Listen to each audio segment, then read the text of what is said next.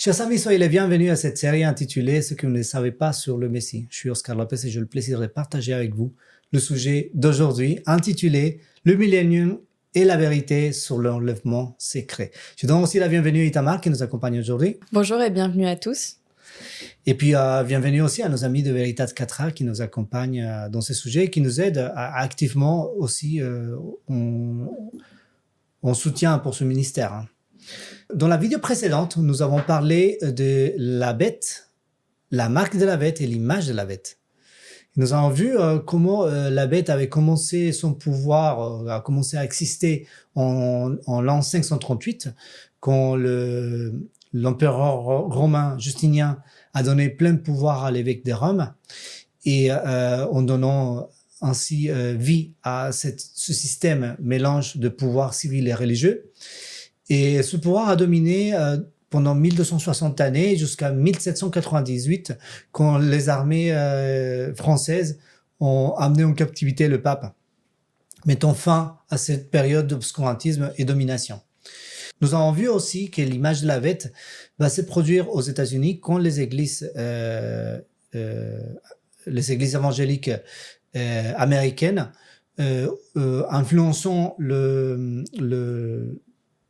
influençant l'État, vont parvenir à faire éliminer un principe vital de la Constitution américaine, c'est le principe de séparation Église-État, c'est le principe de laïcité, et que par cette action, ils vont pouvoir imposer l'observation d'un jour d'adoration, le dimanche, comme signe visible de cette union Église-État. Et de ce fait, ils vont constituer une image de la bête, donc ils vont répéter le même schéma qui a constitué la bête dès l'époque de l'obscurantisme. Nous avons vu aussi que la marque de la bête, ça va être le dimanche. Pas que l'observation du dimanche ou le jour en lui-même soit la marque de la bête, mais c'est à partir du moment où ça sera imposé que ça deviendra une marque, un signe visible de ce système et cette union Église-État. Et dans le sujet d'aujourd'hui, on va parler de l'enlèvement secret. C'est un sujet qui est assez populaire dans le monde évangélique et le monde protestant et aussi. Ils ont fait beaucoup de films aussi à ce sujet. Ah oui, effectivement. Oui, en effet, Hollywood s'est fait plaisir avec ce sujet et ça a enflammé aussi l'imagination de beaucoup de personnes. Donc, on va parler des origines de cette doctrine de l'enlèvement secret, mais aussi du dispensationalisme. Le dispensationalisme, c'est une théorie selon laquelle Dieu il traite différemment selon les périodes. Par exemple, selon eux, l'Ancien Testament, c'est la période de la loi, et donc on peut être sauvé par l'observation de la loi. Et à partir de la première venue de Christ, on passe à une dispensation dans laquelle c'est la période de la grâce. Et il parle aussi d'une dispensation de 1000 ans à la fin de temps. Donc voilà, c'est une théorie qui n'est pas soutenue par la Bible, mais c'est une doctrine à laquelle beaucoup de chrétiens y croient. Je te laisse lire. Le dispensationalisme est un courant théologique chrétien qui trouve son origine au XIXe siècle, développé principalement par John Nelson Darby. C'est un théologien et un prédicateur anglo-irlandais. D'autres auteurs et promoteurs importants du dispensationalisme incluent Cyrus Scofield. Donc c'est un popularisateur du dispensationalisme grâce à la référence biblique Scofield, qui comprenait des notes d'interprétation. On a aussi Lewis Perry Schaeffer, fondateur du Dallas Theological Seminary, une institution qui continue d'enseigner le dispensationalisme. Donc voilà pour quelques petites références pour avoir commencé à parler du sujet. Mais il n'y a pas que ça. Le dispensationalisme s'appuie aussi sur des textes bibliques et une interprétation littérale de ces textes.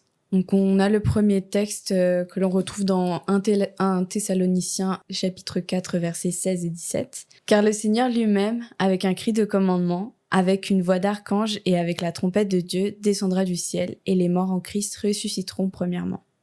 Puis nous, les vivants, qui demeurons, nous serons ravis ensemble avec eux dans les nuées à la rencontre du Seigneur en l'air. Et ainsi, nous serons toujours avec le Seigneur. » Et un autre texte que l'on retrouve dans 1 Corinthiens chapitre 15 versets 51 et 52. Voici que je vous dis un mystère. Nous ne nous endormirons pas tous, mais nous serons tous changés en un instant, en un clin d'œil, à la dernière trompette, car la trompette sonnera et les morts seront ressuscités incorruptibles et nous serons changés. Et le dernier texte, en Matthieu 24, 40 à 41. Alors 2 hommes seront au champ, l'un sera pris et l'autre laissé. 2 femmes moudront à la meule, l'une sera prise et l'autre laissée. Donc voilà quelques textes qui sont utilisés par le dispensationalisme. Et quand on va faire l'analyse, on va voir un peu quelles sont les problématiques. Mais avant ça, on va parler un peu des dénominations qui enseignent le dispensationalisme. Bon, c'est un résumé, il y en a beaucoup plus. Mais globalement, c'est les églises baptistes aux États-Unis, principalement, les églises pentecôtistes au niveau mondial, les églises évangéliques non confessionnelles. C'est quoi ces églises-là? Ce sont des églises qui sont fondées par des pasteurs autoproclamés qui créent leurs églises et récoltent les dîmes afin de subventionner leur activité. Et puis l'organisation Plymouth Brethren, qui est actuellement un groupe qui est influencé par Darby, donc les travaux de Darby directement. Donc c'est un peu plus structuré théologiquement, mais ils font une application littérale de ces passages. Ensuite, la doctrine de l'enlèvement secret. Développée par Darby, la doctrine de l'enlèvement secret soutient que le Christ reviendra secrètement pour emmener les croyants fidèles avant la grande tribulation, une période de souffrance et de chaos sur terre. Les partisans de l'enlèvement secret citent des passages tels que 1 Thessaloniciens chapitre 4 verset 17 et 1 Corinthiens 15 verset 52. Cependant, de nombreux théologiens soutiennent que ces textes se réfèrent à un événement public et visible, et non à un ravissement secret. Il y a un autre aspect important, ce qui est le manque de bases bibliques. Donc, il y a beaucoup de débats autour, mais l'interprétation de l'enlèvement secret est considérée comme erronée pour plusieurs raisons. Donc, le contexte biblique. Les passages cités par les défenseurs de l'enlèvement secret sont traditionnellement interprétés comme des événements publics et visibles. Maintenant, on va lire quelques textes qui sont utilisés principalement par le dispensationalisme et on va donner quelques explications pour comprendre pourquoi il y a des objections concernant le caractère biblique de cette doctrine. Donc, le premier texte, c'est Apocalypse chapitre 1, verset 7. Voici, il vient avec les nuées, et tout œil le verra, et ceux qui l'ont percé, et toutes les tribus de la terre se lamenteront à cause de lui. Oui, amen. Voilà. C'est un peu compliqué d'imaginer un événement où c'est écrit tout œil le verra et qu'il soit secret. Ouais, c'est pas vraiment possible. C'est un peu compliqué comme interprétation. Je pense que dans ce texte, on peut voir qu'il y a un événement public. Ensuite, Matthieu 24, 40 à 41. Alors que 2 hommes seront au champ, l'un sera pris et l'autre laissé. 2 femmes moudront à la meule, l'une sera prise et l'autre laissée. Voilà, c'est un texte phare interprété par les dispensationalismes comme une preuve de l'enlèvement secret. Déjà, dans le texte, rien n'est fait penser que c'est fait en secret.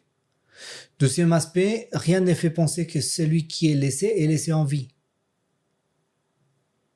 Et puis, troisièmement, le fait d'être enlevé, le fait d'être pris, n'implique pas un enlèvement, mais plutôt une sélection. Bah surtout, en fait, si on prend le mot rapt du rapt secret, oui, ou l'enlèvement secret, un enlèvement, c'est pas quelque chose qui est, qui est pas volontaire. Oui, c'est involontaire. On veut pas être. Exactement. Être pris en otage, c'est personne. Ouais. Enlevé, personne ne veut être enlevé. Mais là aussi, si on prend en compte le contexte global du passage, on se rend compte que c'est un passage prophétique. Et qui dit passage prophétique, selon les règles d'interprétation biblique, il doit être interprété symboliquement. Et si on prend ça symboliquement, alors on va dans le verset 40, on parle des hommes qui travaillent dans le champ. Et dans d'autres passages symboliques, le champ représente l'Église ou le monde, selon le passage. On va dire que le passage c'est le monde et les hommes c'est quoi? C'est des prédicateurs. Ils sont en train d'enseigner. Et qu'est-ce que ça veut dire? C'est qu'il y aura des personnes qui vont enseigner l'évangile. il y en a certains types de personnes dans ce groupe, il y en a qui vont être pris, donc sélectionnés, et d'autres qui seront abandonnés ou laissés. Et donc, ça me parle de la deuxième venue du Christ, parce que si on voit le contexte global, c'est la deuxième venue du Christ. Et on sait par d'autres passages que la terre et tous les œuvres vont être brûlés lors de la deuxième venue de Christ, avec la lueur de sa venue. Donc, on ne peut pas imaginer que ceux qui sont laissés en vie, puisque les autres passages nous disent que les impies vont être détruits, vont être morts par la deuxième venue de Christ. Et donc, ces deux hommes, ça peut être deux prédicateurs. Je suggère d'un point de vue symbolique que ce soit l'interprétation la plus fidèle. Et puis, si on part dans un domaine symbolique, les deux femmes, c'est pas deux femmes en tant que femmes, mais on voit que la femme représente l'église et que ce sont deux églises qui sont en train de faire le même travail. Et le moulin, c'est un point commun de travail. C'est-à-dire que ça peut être le monde, le moulin. Et puis le moulin, c'est quoi? Ils sont en train de travailler, laborer pour faire, pour partager en fait le pain. Et le pain, c'est la parole de Dieu. Donc on peut trouver les éléments symboliques et avoir une interprétation correcte. Et ça veut dire quoi? Ça veut dire que parmi tous ceux qui disent être chrétiens, ils ne seront pas tous retenus, mais une partie seront délaissés et une autre partie sera prise. Et en réalité, ils seront minorité. Et puis, un autre texte, 1 Thessaloniens 5, verset 2. Car vous savez vous-même parfaitement que le jour du Seigneur vient comme un voleur dans la nuit. Donc ça, c'est le texte de prédilection. Oui, c'est ça, le voleur dans la nuit. Ouais. En fait, ce texte, il suggère que la venue de Christ fait comme un voleur. Effectivement, quand on se lève le matin et on se rend compte que pendant le sommeil, on a été cambriolé, on ne s'est pas rendu compte, on n'a pas vu les voleurs, etc., etc. Donc, il y a une interprétation directe. Mais si on prend la globalité du texte qui me parle du même événement, on se rend compte que l'événement est bien visible. Et si on lit 2 Pierre 3,10, qu'est-ce qu'il nous dit? Or, le jour du Seigneur viendra comme un voleur, et dans ce jour-là, les cieux passeront avec un bruit sifflant, et les éléments embrasés seront dissous, et la terre et les œuvres qui sont en elle seront brûlées entièrement. Voilà, je fais pour avoir un élément de comparaison. Imaginons qu'on est à Hawaï, et on a une maison à côté de la plage, une belle maison. Mais il y a un volcan qui se réveille. Il y a la lave qui arrive. On a les alertes. On a les alertes des secours, etc. On nous dit d'évacuer, de partir. On part et avant de partir, notre maison est détruite, brûlée par la lave. Est-ce que c'est quelque chose qu'on peut imaginer comme quelque chose de secret, de non visible? Non, ça passe pas inaperçu. Ça passe pas inaperçu. Par contre, est-ce qu'on s'attendait à ça? Non plus. Non plus. Oui, quelque part un peu, mais le moment exact, on ne savait pas. Personne ne peut le décrire. Personne ne peut le prévoir. Donc, dans ce sens-là, c'est comme un voleur, puisqu'il ne va pas envoyer un mot pour dire Madame, Messieurs, je vous annonce par la pressante que vous serez cambriolés la semaine prochaine, lundi à 18h, ou lundi à 1h du matin. C'est pas quelque chose qui se fait normalement. Non, ils sont très mal polis, les voleurs. Donc, ils préviennent pas. Ils passent sans prévenir. Donc, dans ce sens-là, la deuxième venue de Christ, il va prendre par surprise beaucoup de gens. Mais pas tout le monde. Ceux qui sont avertis, ceux qui comprennent, ils vont être au courant que cela va arriver. Ensuite, il y a le manque de bases bibliques. La Bible décrit la seconde venue du Christ comme un seul événement glorieux visible à tous. Donc le texte, on le retrouve dans Matthieu 24, versets 27 à 31. Oui, en fait, une interprétation correcte des événements décrits par Christ lui-même dans certains passages ne peut pas nous mener à penser que la deuxième venue de Christ va se faire par étapes, en 12 étapes, comme est décrit par la doctrine du rapte secret. Et puis, il y a aussi l'histoire interprétative. La doctrine de l'enlèvement secret est une interprétation relative. Relativement. Oui. La doctrine de l'enlèvement secret est une interprétation relativement nouvelle développée au XIXe siècle. Voilà, c'est relativement récent. Ça a commencé au 19e siècle. Là, dernièrement, ça a pris de Un peu plus l'ampleur. d'ampleur, oui. Oui, parce que c'est devenu très populaire. Mais pour autant, ce n'est pas reconnu dans le monde de la théologie. Donc, les théologiens les plus renommés ne la reconnaissent pas. Mais non, ça ne veut pas dire que c'est parce que ce n'est pas reconnu par les églises, etc., les églises traditionnelles, que c'est faux. Mais c'est important de le souligner. Voilà. Ce n'est pas quelque chose de très populaire dans les dénominations les plus anciennes. Et puis, les symboles et les allégories. De nombreux passages de la Bible utilisent un langage symbolique et allégorique. Attends, je vais le dire. De nombreux passages de la Bible utilisent un langage symbolique et allégorique non littéral. L'interprétation d'une allégorie implique littéralement une erreur méthodologique dans l'application du principe du naturel au spirituel. Voilà. Et donc, en théologie, le principe du naturel et spirituel nous indique que le naturel représente le spirituel, mais le naturel est en essence différent du spirituel. Ici, on prend l'exemple de l'événement quand Jésus s'approche et Jean-Baptiste le voit venir. Il dit « Voici l'agneau de Dieu ». Et qui enlève les péchés du monde. Voilà, c'est ça. Et pourquoi l'agneau ? Ça pas parce que Jésus a des caractéristiques d'agneau, mais c'est parce que cet animal est utilisé dans le temple, était utilisé à cette époque dans le temple pour faire l'expiation. Donc c'était un symbole de la mort du Christ sur la croix. Et donc ce qui est en train de dire Jean là, c'est Jean-Baptiste, c'est que Jésus est le spirituel de cet agneau. Donc l'agneau est le naturel qui représente par sa mort, par la façon dont il est mort, par la façon dont il est offert en sacrifice dans le sanctuaire. Et sa fonction. Et sa fonction représente le Christ. Donc on voit que le principe de naturel spirituel est important dans la Bible si on veut avoir une interprétation correcte des Écritures. Le dispensationalisme est basé sur une interprétation littérale des textes et qui fait complètement abstraction des sujets symboliques. Mais ça nous amènerait à des choses complètement disparates dans la Bible. Parce qu'il y a des choses qu'on ne pourrait pas comprendre si on les applique littéralement. Et il y a beaucoup de choses qui n'ont jamais existé. Physiquement, par exemple, un lion ou un léopard avec 4 têtes et 4 ailes. Ça n'a jamais existé, ouais. Ce qu'on voit dans le livre de Daniel. Donc si on fait disparaître le principe de l'interprétation symbolique, on ne peut pas comprendre ce sujet. Donc, c'est une erreur méthodologique que de croire que les symboles, on peut les appliquer littéralement sans conséquence. Et puis, il y a une absence d'unanimité, donc qui va en corrélation avec l'histoire interprétative. Et donc, en effet, il n'y a pas de consensus clair parmi les théologiens et les érudits bibliques sur la doctrine de l'enlèvement secret. Il y en a pas deux qui se mettent d'accord. Non, il n'y a pas de consensus clair. Et puis, à chaque fois qu'il y a des débats, chacun il va camper dans ses positions. La réalité, c'est que les principes bibliques nous empêchent d'être d'accord avec cette doctrine. Alors, pour parler de Darby, il a eu aussi des contributions très intéressantes.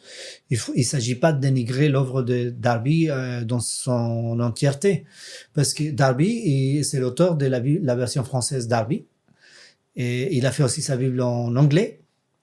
Donc, on trouve une traduction littérale qui est intéressante parce qu'on peut s'approcher le plus de textes d'origine et qui est très intéressant et utilisé par des théologiens. Donc, voilà.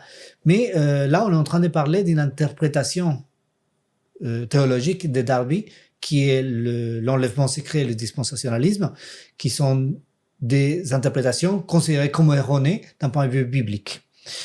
Et puis, il ne s'agit pas de critiquer ou dénigrer des personnes qui croient à cette doctrine. Chacun est libre de croire à ce qu'il veut. Par contre, il faut savoir que ces doctrines ne sont pas, en soi, ils ne sont pas bibliques. Donc ça, c'est un élément indispensable. Il faut vraiment comprendre que ce n'est pas biblique. Avant de continuer, on est presque à la fin, mais on va faire une grande lecture parce qu'on a le livre de l'Apocalypse, le chapitre 20, qui nous parle du millénium, et en fait, c'est vraiment le texte de référence. Donc, je vais inviter Itamar à faire cette lecture. Et je vis un ange descendant du ciel ayant la clé de l'abîme et une grande chaîne dans sa main. Et il saisit le dragon, le serpent ancien qui est le diable et Satan, et le lia pour 1000 ans. Et il le jeta dans l'abîme et l'enferma, et il mit un sceau sur lui afin qu'il ne séduise plus les nations, jusqu'à ce que les 1000 ans fussent accomplis. Et après cela, il faut qu'il soit délié pour un peu de temps. Et je vis des trônes, et ils étaient assis dessus, et les jugements leur furent donnés. Et les âmes de ceux qui avaient été décapités pour le témoignage de Jésus et pour la parole de Dieu, et ceux qui n'avaient pas rendu hommage à la bête ni à son image, et qui n'avaient pas reçu la marque sur leur front ou sur leurs mains. Et ils vécurent et régnèrent avec le Christ 1000 ans. Le reste des morts ne vécut pas jusqu'à ce que les 1000 ans fussent accomplis. C'est ici la première résurrection. Bienheureux et saint celui qui a part à la première résurrection. Sur eux, la seconde mort n'a point de pouvoir. Mais ils seront sacrificateurs de Dieu et du Christ, et ils régneront avec lui 1000 ans. Et quand les 1000 ans seront accomplis, Satan sera délié de sa prison. Et il sortira pour égarer les nations qui sont aux 4 coins de la terre, Gog et Magog, pour les assembler pour le combat, eux dont le nombre est comme le sable de la mer. Et ils montèrent sur la largeur de la terre, et ils environnèrent le camp des saints et la cité bien-aimée. Et du feu descendit du ciel de la part de Dieu, et les dévora. Et le diable qui les avait égarés fut jeté dans les temps de feu et de soufre, où sont et la bête et le faux prophète, et ils seront tourmentés jours et nuits au siècle des siècles. Et je vis un grand trône blanc, et celui qui était assis dessus et de devant la face duquel la terre s'enfuit et le ciel. Et il ne fut pas trouvé de lieu pour eux. Et je vis les morts, les grands et les petits, se tenant devant le trône, et des livres furent ouverts, et un autre livre fut ouvert, qui est celui de la vie. Et les morts furent jugés d'après les choses qui étaient écrites dans le livre, selon leurs œuvres. Et la mer rendit les morts qui étaient en elle, et la mort et le Hadès rendirent les morts qui étaient en eux, et ils furent jugés chacun selon leurs œuvres. Et la mort et le Hadès furent jetés dans les temps du feu. C'est ici la seconde mort, les temps de feu. Et si quelqu'un n'était pas trouvé écrit dans le livre de vie, il était jeté dans les temps de feu. Merci Tamar pour cette lecture et pour expliquer tout ça, tous ces événements. Je vous propose une ligne comparative entre les deux doctrines, donc une ligne eschatologique de la doctrine de l'enlèvement secret et l'eschatologie biblique selon la prophétie. Donc on va faire ça rapidement. Donc on a deux lignes de temps. Donc la ligne de temps de dispensation, la ligne de temps de dispensationalisme et la ligne de temps de la Bible. C'est un mot assez long et un peu difficile à prononcer.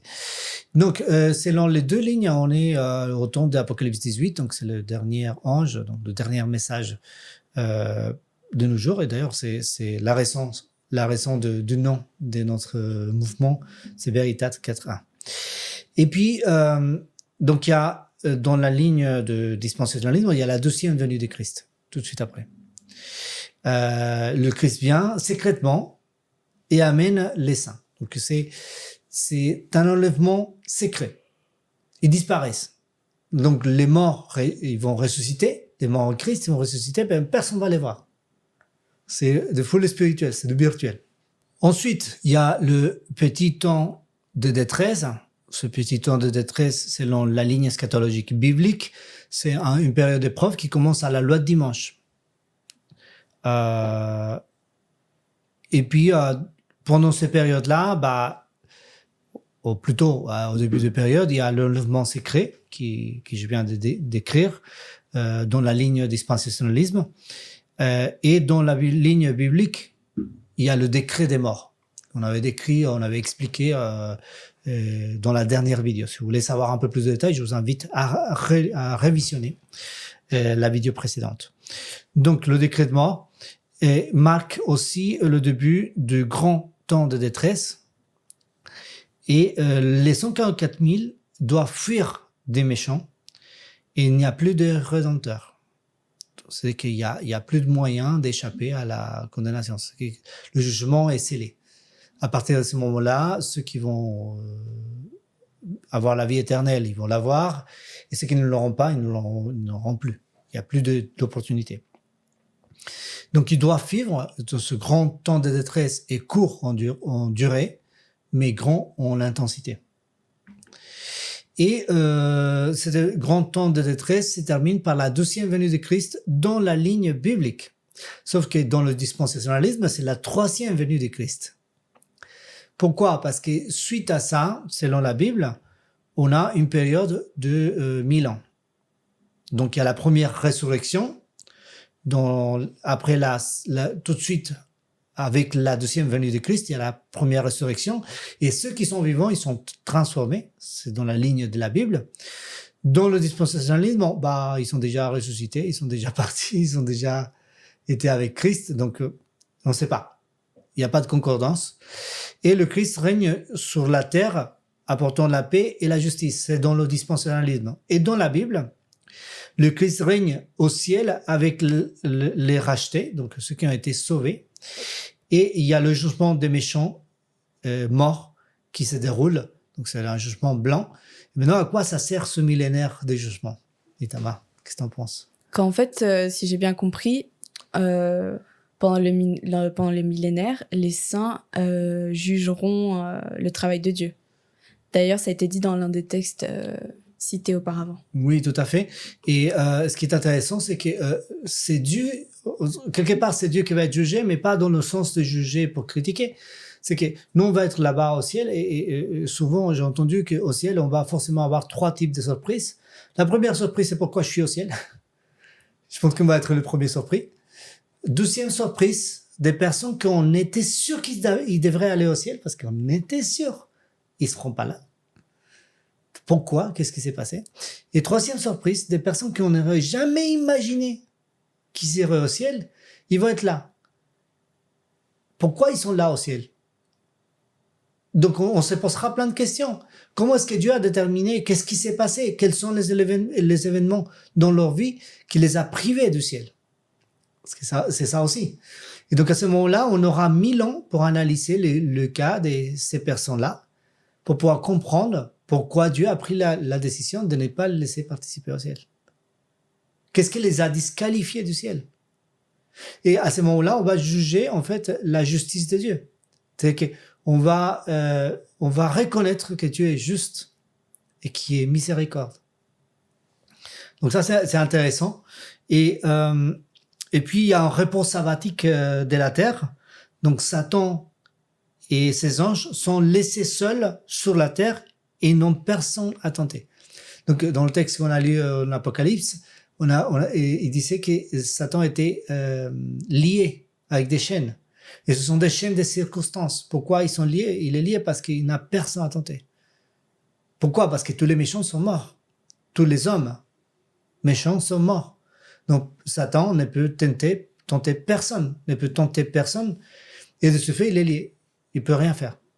Il a le temps de réfléchir. 1000 ans pour réfléchir. Et à la fin de cette période de 1000 ans, dans la ligne eschatologique biblique, je parle, on a la troisième venue du Christ. Dans la troisième venue du Christ. Et dans la ligne de dispensationalisme, il y a le jugement final. Parce que selon le dispensationalisme, le millénaire, c'est une période d'épreuve pour l'humanité où ils vont apprendre à obéir les lois de Dieu. Ça va être le royaume du Messie sur terre. Sauf que ce n'est pas biblique. Et puis, dans la ligne eschatologique biblique, il y a la période de jugement donc, qui se compose des éléments suivants. Donc, la deuxième résurrection. Pourquoi?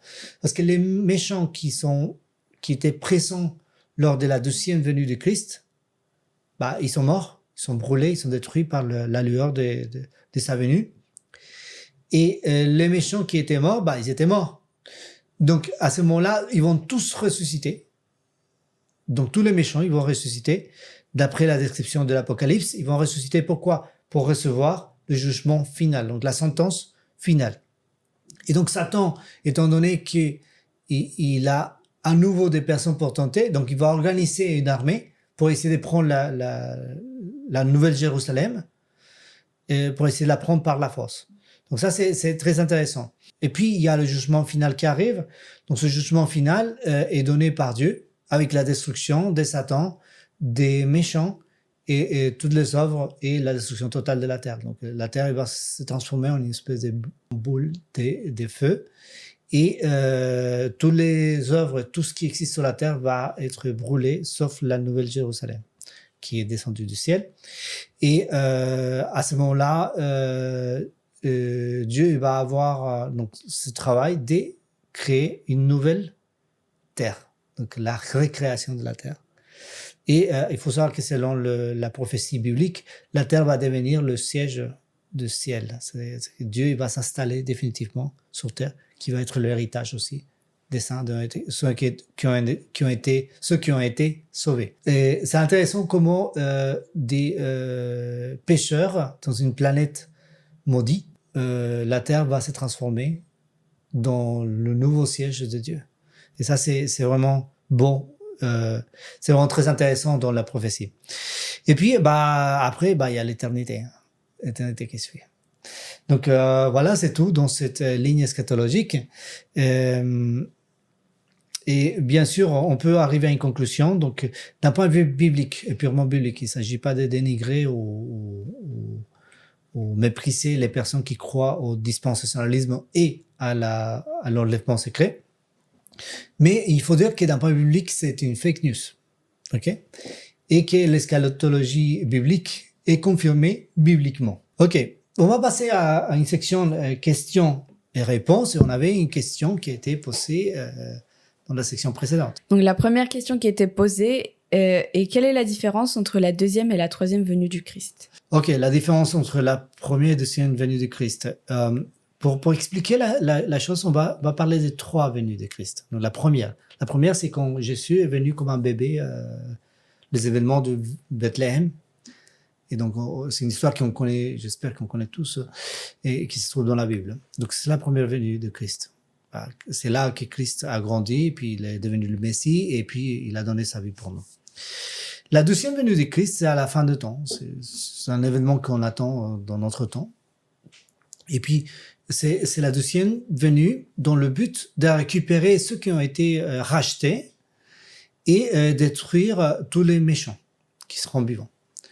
Et un détail important, c'est que lors de la deuxième venue de Christ, le Christ ne va pas poser ses pieds sur terre. Donc, l'idée d'un millénium temporel dans lequel le Christ il va gouverner sur terre et contradit ce principe. Parce que le texte dit qu'on va rejoindre le Christ dans le ciel, dans les nuages. Et puis, à la fin de cette période de 1000 ans, on a la troisième venue de Christ. Et la troisième venue de Christ, Christ ne vient pas en tant que rédempteur, mais en tant que juge pour donner la sentence finale. Et cette sentence finale, c'est la sentence finale sur les méchants. Il faut savoir qu'on a passé 1000 ans à analyser le cas de chacun et à nous rendre compte qu'effectivement Dieu était juste quand il a déterminé que telle et telle personne ne pouvait pas aller au ciel. Parce qu'il y avait des raisons. Et que là, Dieu il redescend, donc Jésus redescend avec la Nouvelle Jérusalem pour la troisième venue. Et sur cette troisième venue, il pose les pieds sur terre. C'est une belle différence. Et que lors de cette troisième venue, il va donner le jugement final sur les méchants qui vont être complètement détruits, y compris Satan. Parce que Satan n'a pas été détruit avec la deuxième venue. Il reste là pour avoir le jugement final. Et donc, pour que cela soit possible, il faut que ceux qui étaient morts lors de la deuxième venue, ils ressuscitent. Donc, avant le jugement final, il y a une résurrection des méchants. Et ils ressuscitent tous ceux qui ont vécu sur terre. Ils sont très nombreux. Mais dans le but de pouvoir recevoir la sentence finale et comprendre le pourquoi ils sont exclus de cette vie éternelle. Donc, c'est comme ça que fonctionne la première, deuxième et troisième venue de Christ. Et donc, la dernière question qui a été posée, c'est est-ce que Satan sera détruit lors de la troisième venue du Christ? Oui, c'est écrit dans la Bible qu'après la troisième venue du Christ, rien ne va rester du mal. C'est-à-dire que Satan il va être détruit, mais aussi toutes les choses qui sont liées au mal. La terre elle va être complètement purifiée par le feu. Donc la terre elle va se transformer en espèce de lac géant de lave ardente dans lequel tout va être fondu. tout va être détruit. Donc ça, c'est très important à comprendre. Donc oui, Satan va être détruit définitivement et on n'aura plus ce problème pour l'éternité. Chers amis, je vous remercie pour votre attention. On arrive à la fin de cette vidéo. Merci pour votre fidélité. J'espère que ce sujet, vous l'avez trouvé intéressant. Et puis, une fois de plus, si vous trouvez ce sujet intéressant, n'hésitez pas à nous donner un like, n'hésitez pas à vous abonner à notre chaîne et surtout, n'hésitez pas à partager sans modération. Je remercie Tamar pour nous avoir accompagnés. C'était un plaisir de vous accompagner et rappelez-vous qu'on vous attend pour la prochaine vidéo. Oui, tout à fait.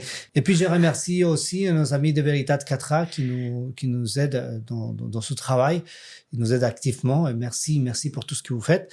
Et puis, là, je vous dis à bientôt pour la suite de cette série. On est presque à la fin. On approche bien. On va parler de la deuxième venue de Christ. On va la parler en détail. On va décrire en détail. Je vous remercie une fois de plus pour votre fidélité. Je vous dis à dans 15 jours avec une nouvelle vidéo de cette série. Ceux qui ne le savaient pas, sur le Messie. Bye bye.